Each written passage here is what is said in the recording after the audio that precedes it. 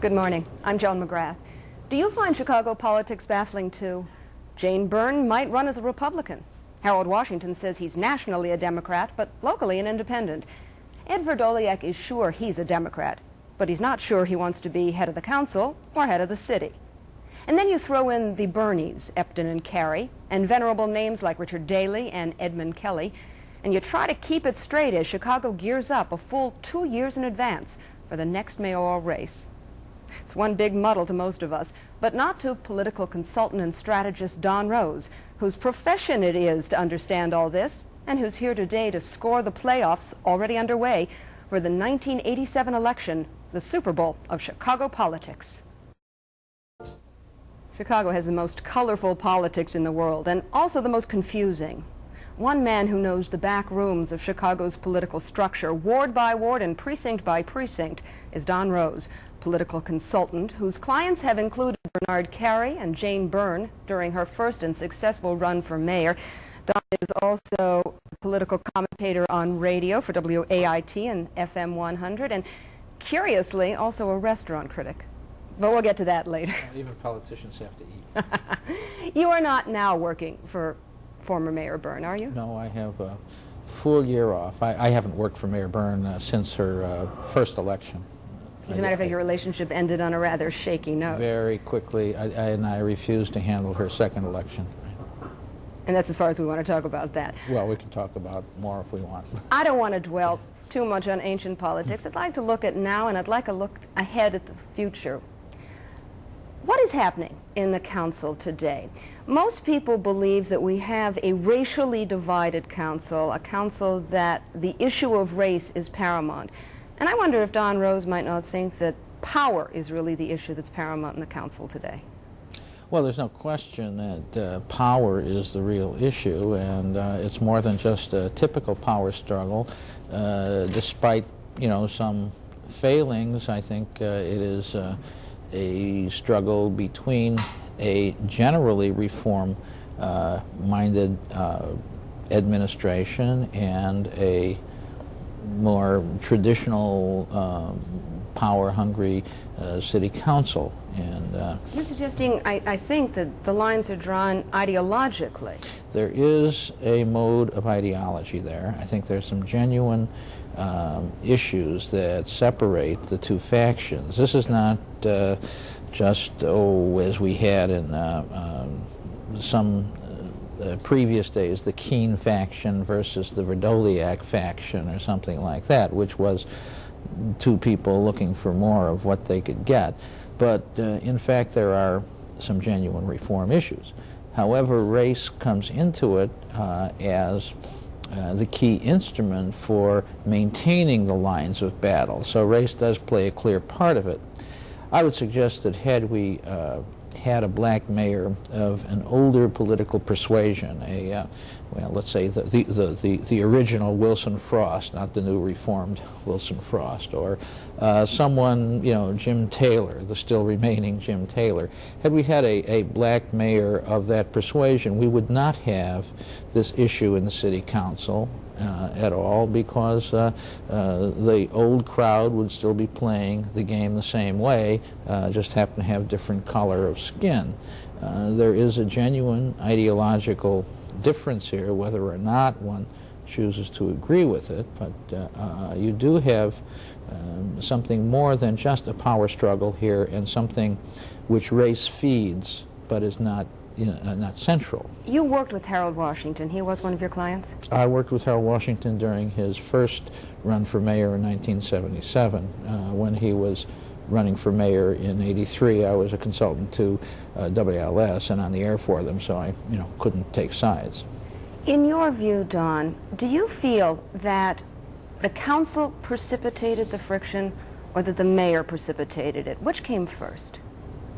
Well, I think it was a collision that, two sides going in opposite directions down the same track.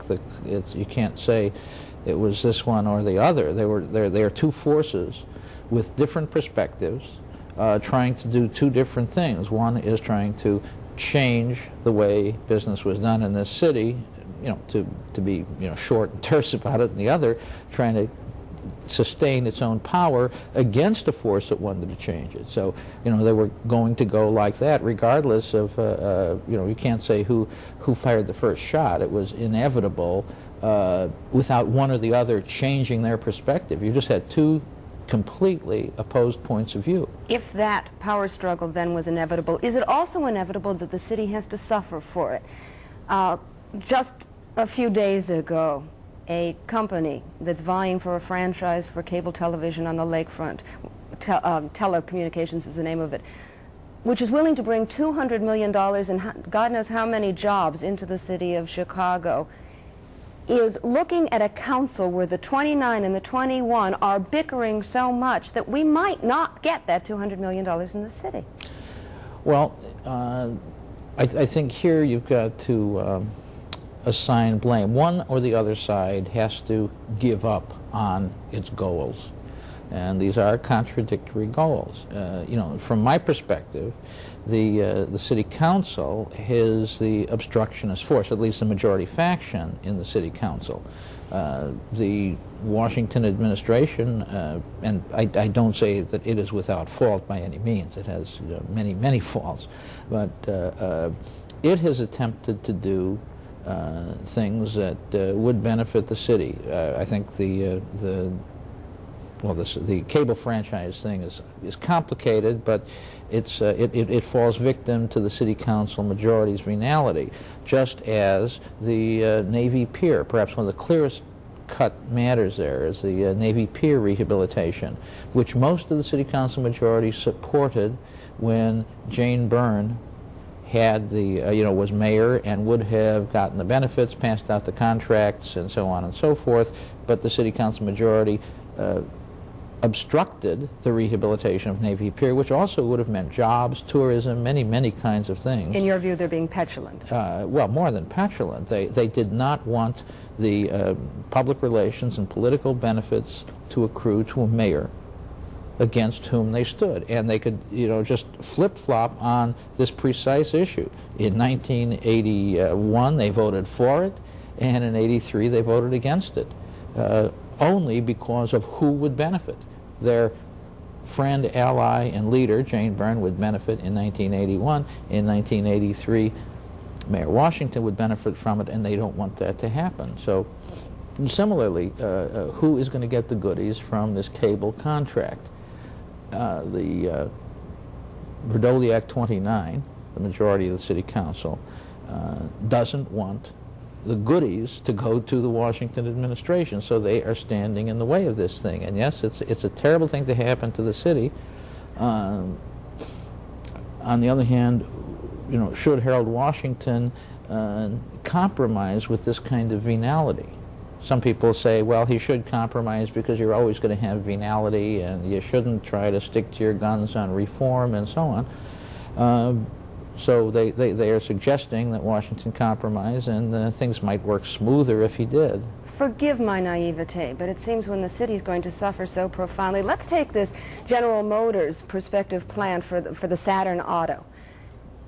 That plant, whether it's Washington that brings it here or Verdoliak, is darn good for the city. Now, which faction in the city council is going to risk jeopardizing that happening?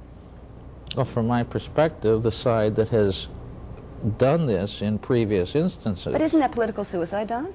Not necessarily. Doesn't it come back to haunt you? Well, I think it will, and I think, for example, that this is why the various polls have shown that Ed Verdoliak would be a very weak candidate against Mayor Washington in 1987, and that's because I think the public, once it gets past this issue of race and the smokescreen of race, recognizes that Verdoliak's tactics are obstructionist, and that he is more culpable. They do not exonerate the mayor of culpability, but that the Verdoliak forces are more culpable, and therefore he is a minority candidate. On the other hand, vis-a-vis the Saturn plant, didn't he make a special point of going to Detroit to try to get that plant here? And one might well argue that it wasn't his job to do so. One might very well argue, because he had to, he did a foolproof thing there. He jumped into a situation in which he had no business. The you know, the leader of a city council, even the acknowledged leader of the city council in most cases, does not have such a role any more than the Speaker of the House of the Legislature would have such a role. The governor goes out and does those things. That's an executive function. Verdoliak, number one, had to make sure that he had his hand in that so that if that plant should come, he could take credit. It is also a subtle way of assuring that the plant won't come because it institutionalizes the split between the mayor and the city council and is a clear message to the General Motors people that you're coming into a snake pit here and you're better off staying out. And I think all other things being equal, they would rather not have it because it would be too much of a political benefit to the mayor if it came in. How did you get so smart? I had to work at it. I watched a lot of television shows like this and listened to what people were saying. You were never a politician yourself. Well, I'm a politician, but I've never run for office. Isn't there a distinction? Well, I'm not an elective office. I participate in politics, and I do so on a professional level, and I do so on an amateur level. I guess you know, my son once, when he was 4 or 5 years old, looked up at me one day and said, "Daddy, are you a politician?" And I said, "Well, my goodness," you know, I was really kind of taken aback by it, and I tried to say, "Well, really, I'm an agent of social change, but I guess, yeah, I guess I'm a politician, guilty, you know." Philosophically, you're known as an ultra-liberal. At least. And yet you've represented candidates on both sides of the aisle. Mm-hmm. How do you do that? How do you separate your strong political convictions from working with, strategizing, and conducting a political campaign for someone with whom you don't philosophically agree? Well, I don't work for people with whom I philosophically disagree. Depends on the kind of office. In the case of, you know, one Republican I handled, Bernard Carey, we were fighting against Edward Hanrahan, who was a very reactionary force in this city, and many times I've supported on an administrative level, you know, for administrative kinds of offices, Republicans and independents against the daily machine, which was, to my mind, a much more reactionary force than some elements in the Republican Party. When it comes to matters of Congress or the Senate, national issues, and so on, I have never supported a Republican. I've always supported a liberal there. How do you go about getting clients? Do you go to the highest bidder? If in the next election, Washington, Byrne, Carey, 3 of your old clients all wanted you, how would you make a choice? Would you go with the winner? Very easily. I think I would choose Washington without thinking about it twice, because I think that when all is said and done, he is the best choice for mayor. I don't go to the highest bidder. I have turned many clients down. In the last election, I turned Byrne, in the last mayor election, I turned Byrne down, and I also had an overture from the Daily People, which I turned down. I have, you know, constantly really avoided just using this as a money-making thing. I could have had many, many hundreds of thousands of dollars in my pocket where I just out, as some of my colleagues are. Isn't part of your thinking, though, that you want to go with the winner? And haven't you, by and large, allied yourself over the years with people who were successful in their political campaigns? Well, I like to think that they were successful because I was allied with them. Will you take credit for Bernard Carey? Will you take credit for Jane Byrne? Sure, sure. You were the single biggest force in Byrne's winning the election. It's hard to say. I think the snow was the single biggest force. I was the biggest. I think I was probably the decisive campaign attribute in that election, and I think probably so in Bernie Carey's 2 of the 3 victories I helped guide him to. But I also have gone with many, many underdogs, and with, I mean, Bernie Carey was an underdog when I started out with him. Jane Byrne was an underdog by far when I started out with her. I say this not to brag about my ability to turn an election around, but I have gone, I've had, although there are some big names that I've won with, I've had many, many losers who were uphill battlers, but they were people that I believed in. I want to move on, but name 1 or 2. Well, Barry Commoner for President of the United States in 1980, for example. I helped form a new party because I was really quite dissatisfied with the other parties. Dozens of aldermanic candidates, legislators, had Katie Hall's campaign in Gary last spring. These were uphill situations, but I felt that I should be working for him, and in some cases for not very much money. All right, let me ask you, for the sake of argument, to pretend that you are the political consultant and strategist for all the candidates in the 1987 election. Let's start with Washington. He has come out recently indicating that while he is philosophically, nationally a Democrat, in terms of Chicago politics, municipal politics, he doesn't feel there is anything such as a Democratic philosophy, and he is toying with the idea of running as an independent. Good idea? Bad idea? Very bad idea. The worst idea he's ever articulated. I think he's doing this in an entertaining way, just to provide a little chewing. Running as anything but a Democrat is a passport to oblivion for him. If he runs against a Democrat in that election, he cannot maximize the black vote, which he must do, and he cannot maximize his own white vote, because he won that last election in 1983 against Bernie Upton because he was a Democrat. There are people in this town not because he was black. Not because he, well, certainly because he was a black Democrat. He got all the black vote because he was a black. He got 18% of the white vote because he was a Democrat. He would not have gotten at least half of that had he been running as an independent or somebody outside the party. But his feeling, I think, Don, is that he wants to split the vote in exactly the same way as happened last time. If he doesn't have to run in the Democratic primary, then he doesn't have to run one-on-one against anybody. Then what will happen is he'll run as an independent. There'll be a Democratic and a Republican candidate, and again, the black candidate, will split the vote. Well, that assumes that a Republican candidate would get votes under that circumstance.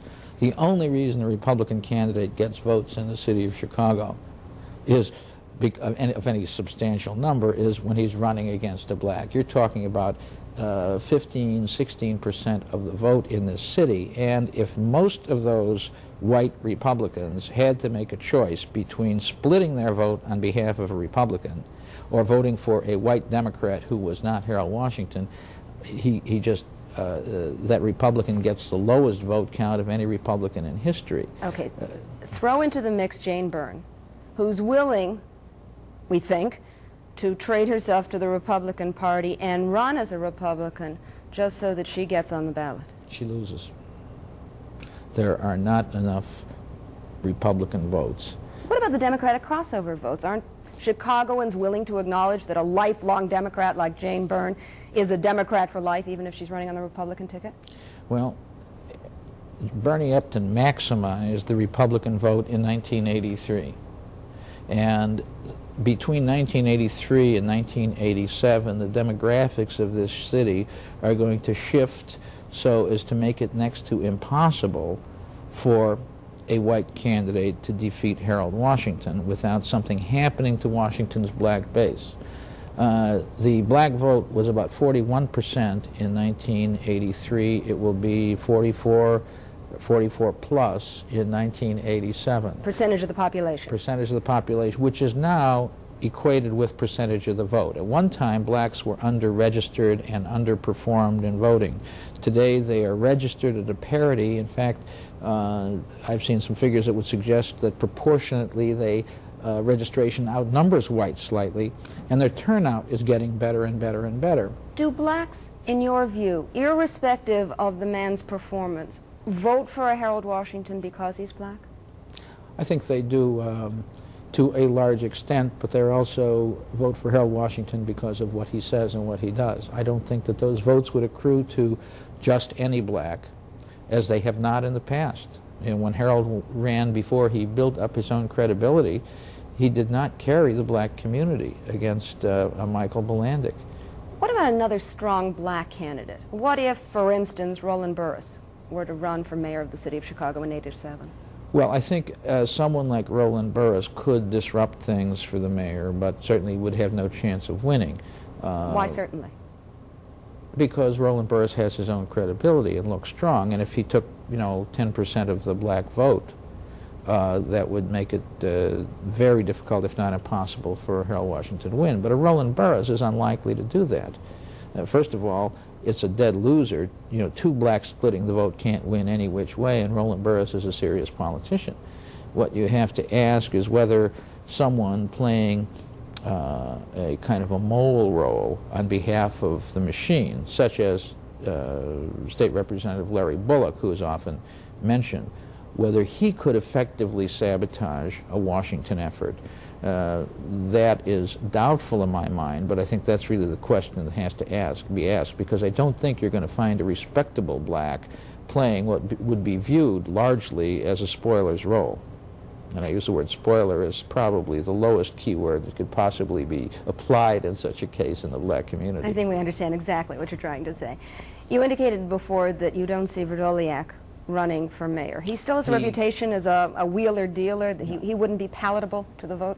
He might run. I think what he's trying to do now, his strategy right now is to try to change that wheeler-dealer image, try to look respectable, try to look responsible, preempt the field. Nobody in the machine, from his side of the fence is going to jump into that race if they think he is the candidate. So he preempts the field, except for somebody like Jane Byrne, who keeps threatening to pop in. He will work for the next year and a half trying to change that image, take some polls, take some soundings, and he is a smart enough politician to know that if it still looks as if he can't win, then he will turn it over to someone he can control. He would rather, he is not suicidal. He is not so hungry for that job. He would settle for controlling the mayor rather than being the mayor. And so you see Werdoliak making that move very, very gradually, very firmly. There will be a cutoff point where he says, I've got to, fish or cut bait. If he has to cut bait, he will bring in someone else, whether it's Bill Singer, Tommy Hines, whomever. Very hard to predict at this point, but you can be sure it'll be a scientifically well-calculated decision. If the election were held tomorrow between Byrne and Werdoliak, who would win, in your view? If those were the two candidates, Byrne and Werdoliak. Citywide, without Washington there, probably Byrne. Probably Byrne. That's kind of damning to his political future, isn't it? It's damning to his political past. What about Ed Burke? Is this a man who we'll ever see run for mayor? I don't think so. Burke has pretty well resigned himself to the role of the bad cop in this good cop, bad cop routine that he has with Werdoliak. He's the lightning rod. He's kind of a maverick. He is not a major actor in the mayoral constellation. He is out there playing a limited kind of role, but he will not be the upfront guy. And he's satisfied being the power broker? Well, I think he'd like to be mayor too, but he can't buck Werdoliak for that job, and he certainly can't run for himself. Burke probably has a lower rating than even Werdoliak does, and has pretty well agreed to take this position. It's sort of like in the old days under Mayor Daley, Tom Keene was once viewed as a potential rival to Daley, and he settled down one day and he said, we made a decision, Daley would get the power and Keene would get the money. And so it worked out that way. And I think Burke will play that specific role to Werdoliak, will be his lightning rod, but will not be the front man. You mentioned Daley. What are the political fortunes of son Richard Daley? Richard Daley, I think, has a good, if limited, future. As mayor? I don't know if he could be elected mayor, but I would suggest that at the moment he is probably the strongest white candidate. See, there's a serious question in my mind as to whether any white candidate can win against Mayor Washington in either the primary or general in 1987 because of the demographics of this city. And consistent with your assumption that blacks will vote along racial lines. Right. And between blacks, Hispanics, you're going to have something like, between 55 and 60% of the city well, close to 60% of the city's population will be minority, and maybe as much as 52%, 54% of the voters will be minority. Then, despite his limited chances, although better than any other white candidate, wouldn't Richie Daley, in your view, be rather foolish in running? He would be especially foolish because it's almost a certainty that Jane Byrne would jump in there to spite him if he ran, and the vote. And we've heard that split scenario once again. before, haven't we? Exactly. Let's move quickly, because we only have a few moments left, to the Republican side. You don't feel the Republicans have a lot of chance, but they felt, I think, encouraged after Bernard Epton. They figured they could get a few votes this time. And they seem to be wooing a number of different people. Names including Bernard Carey, Stanley Cusper, Governor Thompson, former Governor Ogilvie have all been mentioned as potential Republican candidates for mayor in '87. Your view? You've heard those names come up for years and years in the past. To go through them quickly, Bernard Carey is a suburban member of the county board. He either has to take a sure shot and win his suburban seat in November of '84, or in effect not run for that office again for a long shot for mayor. Move into town, change his voting registration, live here for a year. Long shot, very unlikely. Jim Thompson, ridiculous to step from governor, to try as governor to run for an unsure thing such as mayor of Chicago. It's only people in Chicago who know that being mayor is much more important than being governor. The rest of the world, he looks good as a governor, and he's got national ambitions. Richard Ogilvie likes to see his name in the paper. He ain't going to run. Cusper? Cusper is going to think long and hard about it and probably run for the county board presidency. That's what he's got his eye on, and that's a more realistic shot than becoming a turncoat Republican. You think Chicago will ever have a two-party system, Don? I doubt it. In a way, although I think a two-party system is healthy, if it becomes a two-party system based on race alone, it'll be a calamity. It's getting near that now, but I think we've got to survive it. There is not really a Republican orientation in Chicago, and as the city becomes more minority, and in fact more liberal with, in the lakefront and the more gentrifying areas, that philosophy spreading, it's less and less likely to have any significant Republican vote. Can you imagine doing what you do in any other city in this country? Is Chicago the most exciting, the most colorful, albeit the most confusing city politically? Well, I think so, and that's why I base myself here. I do occasional campaigns out of the city. I wouldn't relocate for all the money in the world. No. We are the second city in some respects, but certainly not in our politics. Not when it comes to political fun.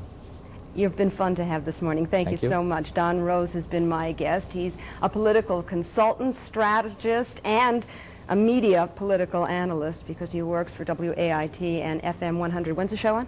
Sunday mornings. Both of them? Both of them. What time? Sunday mornings.